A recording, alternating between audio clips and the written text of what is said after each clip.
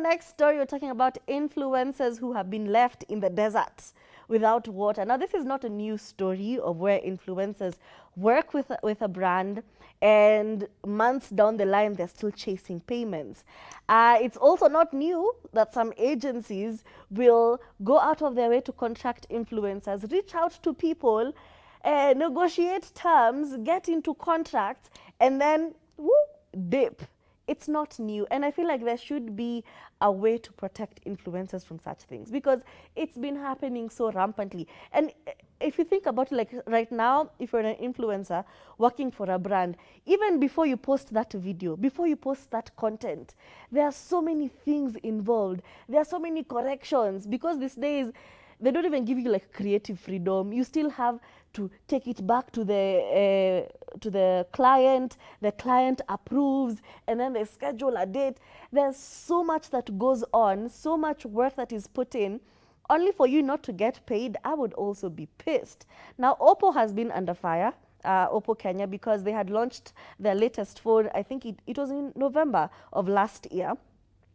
Contracted so many influencers. We have Akina Bernice, Akina Flaqo, all of them, all the big names in the entertainment industry. They're over there, they're posters. Actually, Oppo has not taken down the pictures of said influencers who did that campaign. And almost 5 months down the line, they have still not been paid. And when they reached out to Oppo, Oppo distanced themselves. They said, we contracted an agency, a marketing agency, to work with you in Kenya.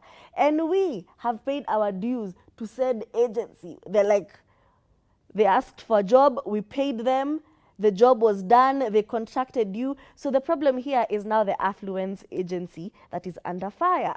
The CEO, who has been tagged severally all over social media, has still not responded to anyone. Like, it's radio silence. Like, has somebody owed you money and then they kept quiet?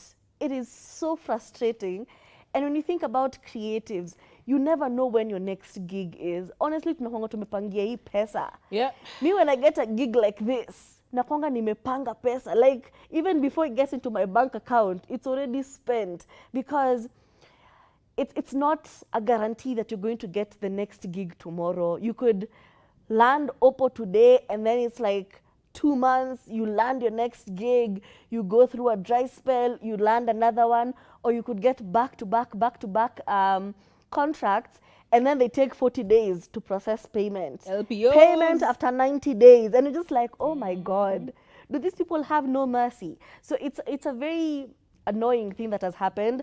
Flaqo has actually had to contract lawyers to pursue this agency, and even put out a statement on social media and said, I attended your event on August of, November, August of 2024, and gladly promoted and popularized the Oppo Reno 12 by creating both photo and video content to your liking.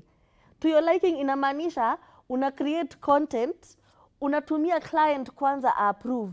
Anasema, oh no, change the font, change the this, add this. You make all of those adjustments, and then they say, okay, content is ready, you can post on this date. As in, the back and forth that goes into approval of content just for you to go radio silent when it's time to pay money is diabolic. As in, you guys should be pew-pewed. Okay, I'm not saying, no.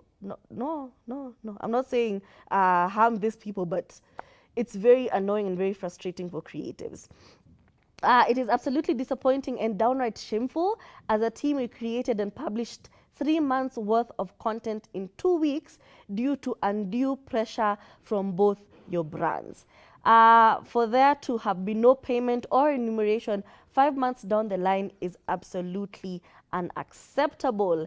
Oppo as a brand to distance themselves from everything and say, this is no longer our problem, is also a problem, because what do you mean? The agency that you contracted has not paid their influencers, and they produce the content for Oppo. How can you then say, we distance ourselves from all of this because we paid the agency? It makes no sense. Please pay people their money. Don't be out here creating narratives when you've not paid people. And don't be so quick to dismiss somebody simply because you don't see the worth. And it's the pressure. The pressure is the one that always kills me from clients. Clients will always have pressure just for them to act brand new when it's time to pay people money. Now I'm triggered. You know, it's like there's a lot of thought to it. Like between the client not paying you, between KRA saying you put out an invoice, yours money, because that's how it works. KRA, the tax fund is not waiting until you're paid. Whenever you're paid, for them to be able to collect their dues. You sent out an invoice, correct. Invoice was received by client, correct. Give me your money, give me my cut. These things happen. There's so many people who are waiting for that dime to hit your bank account for it to start getting distributed, wherever it's getting distributed. And even if it is 10 shillings, because that's another issue, people don't, oh, but it was only like 10K. I like, excuse me, 10K is my money, I worked for it. Pay me.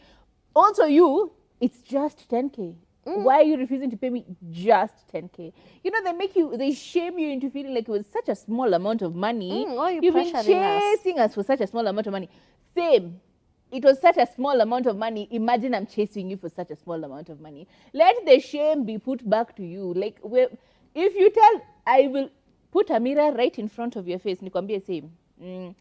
Same. Because it is such a sad reality that this is happening quite often. And also that thing where brands have started doing that thing where they start now looking for, because like Flaqo, obviously he's going to be maybe a little, people wouldn't be that cutesy about working with him for a bit, you know. So this is his reputation as well that is going, he's putting so much of himself at jeopardy simply because one brand refused to pay him. All the other brands he's going to be working with are also going to be, you know, a little, well, okay, maybe I need to distance myself a little bit for just this 1 month as you're pursuing these people legally. Let me just like step away from it. I don't want my brand to be associated with legal issues and legal battle. So imagine you're also causing such strife on his brand in January. When is serious? You know what I mean?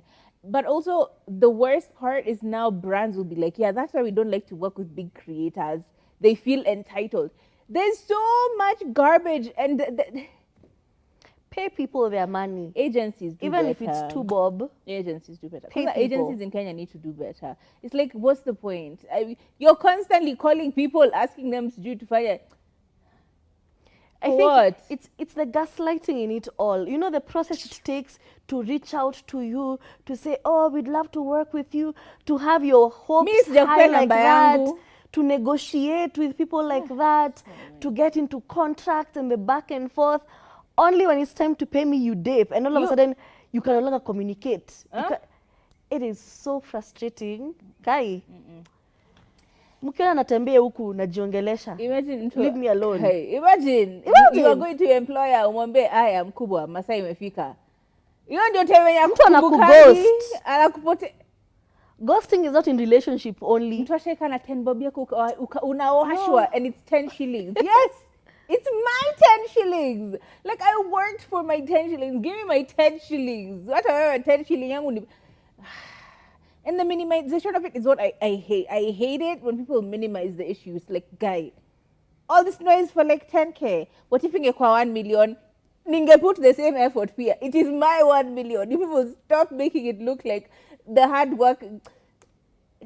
Moving on. Stop.